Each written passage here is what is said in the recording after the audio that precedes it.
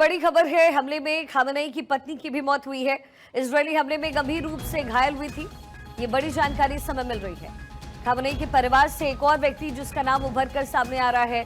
Khamenei की पत्नी की मौत हुई। इजरायली हमले में गंभीर रूप से खामेनेई की पत्नी घायल हुई थी और अब खामेनेई की पत्नी नहीं रही। ये बड़ी जानकारी इस समय मिल रही है। मंसूरे खोजस्ते की मौत हुई है। खामेनेई की पत्नी मंसूरे जो गंभीर रूप से हमले में घायल हुई थी, अब उनकी मौत हो गई है।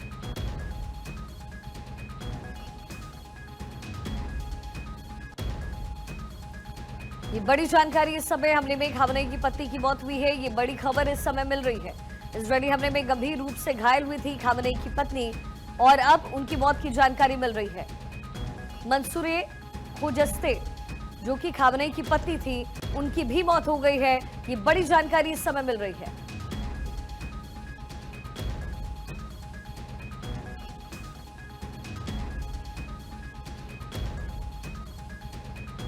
खामेनेई की पत्नी की मौत हो गई है। इलाज के दौरान खामेनेई की पत्नी की मौत हुई। ये बड़ी जानकारी इस समय मिल रही है। ईरान से हमले में खामेनेई की पत्नी गंभीर रूप से घायल हुई थी और अब इलाज के दौरान मौत की जानकारी।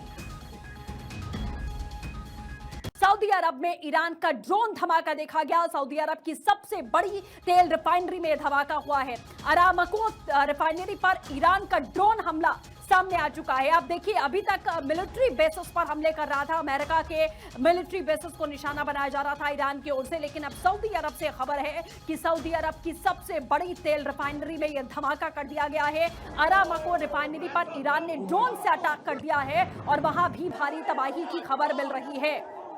तो हालात कैसे यहां पर बन रहे हैं, आप समझिए कि ये तमाम 7 से 8 जो गल्फ कंट्रीज हैं, चाहे बहरीन की बात कर लें, सऊदी अरब की बात करें, दुबई की बात करें, कतर की बात करें, कुवैत की बात करें, यहां लगातार हमले पे हमला ईरान की ओर से किया जा रहा है। कई देशों में माना गया कि शहरी इलाकों में, रहायशी इलाकों में, होटल्स पर यह अटैक यहाँ किए गए। दुबई के एयरपोर्ट पर अटैक यहाँ किया गया। कई एयरपोर्ट्स को निशाना यहाँ बनाया गया।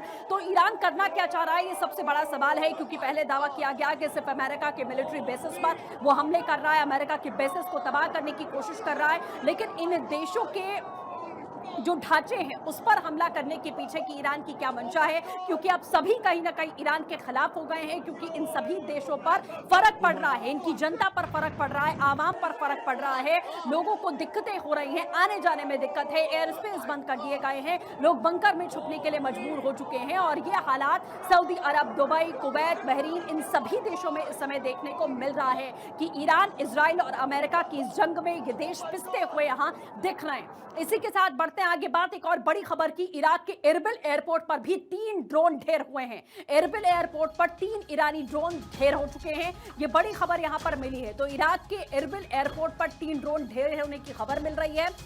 इस एयरपोर्ट पर 3 ईरानी ड्रोन ढेर कर दिए गए। देखिए, इराक तो समर्थन में दिख रहा था ईरान के समर्थन में बयानबाजी भी की गई, ईरान के समर्थन में इराक उतरने की भी बात कर रहा था, लेकिन जो खबर अभी मिल रही है कि इराक के एरबिल एयरपोर्ट पर 3 ड्रोन ढेर कर दिए गए। ये ड्रोन कोई और नहीं बल्कि ईरानी ड्रोन है। तो ईरान अब पूरी तरीके से बौखला चुका है, सत्ता खत्म हो चुकी है।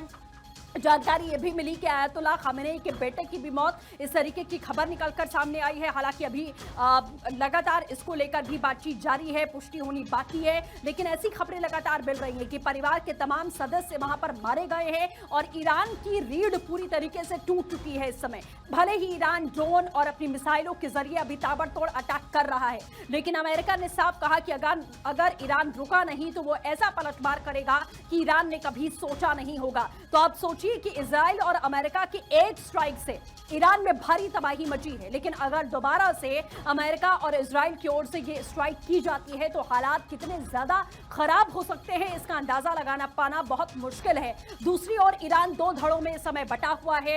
ईरान में आयतुल्लाह खामेनेई की मौत के बाद में एक धड़ा है जो सड़कों पर उतरा है, 40 दिन का मातम मनाया जा रहा है, लोग रो रहे हैं, बिलख रहे हैं और अपने नेता की याद में वो यहाँ शोक मना रहे हैं। और दूसरा एक धड़ा है जो युवा पीढ़ी है, खास तौर पर वो इस कट्टरता से निजात पाना चाहती है। जिस तरीके की विचारधारा, जिस तरीके की सोच लोगों पर थोपी जा रही थी, वो इससे निजात पाना चाहती है। खास तौर पर महिलाओं की अगर बात करें तो महिलाएं मुखरता के साथ में इससे पहले भी सामने आई थी और एक गृह युद्ध जैसी स्थिति ईरान में देखी गई थी कि आयतुल्लाह खामेनेई के नेतृत्व को लेकर सवाल उठ रहे हैं। जिस तरीके से ईरान में महंगाई बढ़ी थी, जिस तरीके के हालात भीतर ही बदतर हुए थे, लोग सड़कों पर उतरे थे, प्रदर्शन खामेनेई के खिलाफ किया गया था कि खामेनेई को अब कुर्सी छोड़नी पड़ेगी। और वही हालात अब दिख रहे हैं। चूंकि खामेनेई का असैसिनेशन हुआ, उसके बाद आप देखिए कि कैसे अब महिलाएं सड़कों पर हैं, युवा पीढ़ी सड़कों पर है और वो जश्न मना रही है। लोग जश्न में डूबे हुए भी ईरान में यहां देखे गए। लेकिन ईरान अब पूरी तरीके से बौखलाया है। उसके जो नेता हैं, सेना की ओर से लगातार ये हमले किए जा रहे हैं।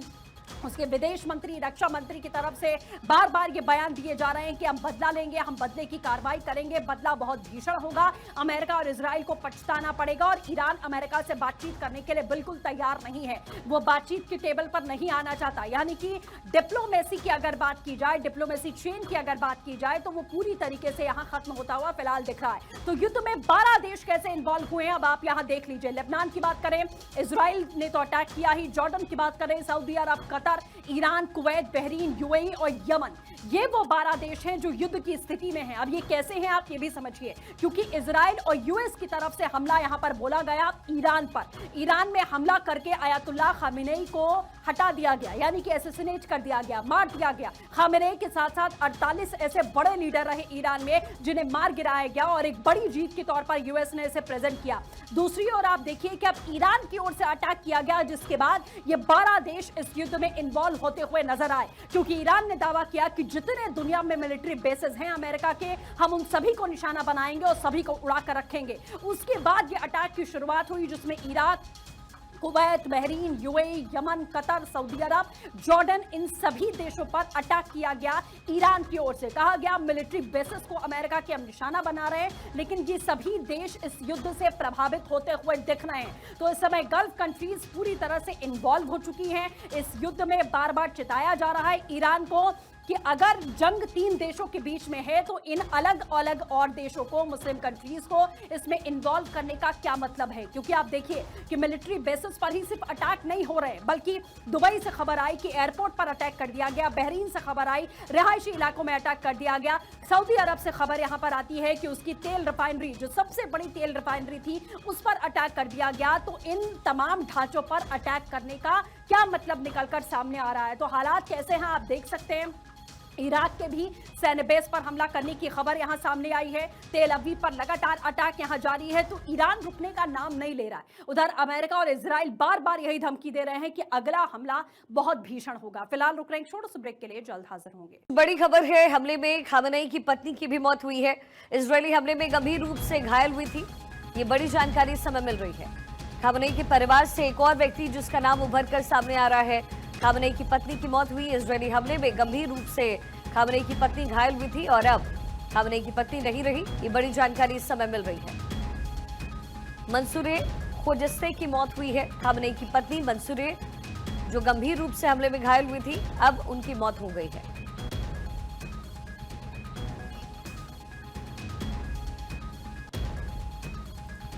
ये बड़ी जानकारी इस समय हमले में खामेनेई की पत्नी की मौत हुई है। ये बड़ी खबर इस समय मिल रही है। इजरायली हमले में गंभीर रूप से घायल हुई थी खामेनेई की पत्नी और अब उनकी मौत की जानकारी मिल रही है। मंसूरे खोजस्ते, जो कि खामेनेई की पत्नी थी, उनकी भी मौत हो गई है। ये बड़ी जानकारी इस समय मिल रही है।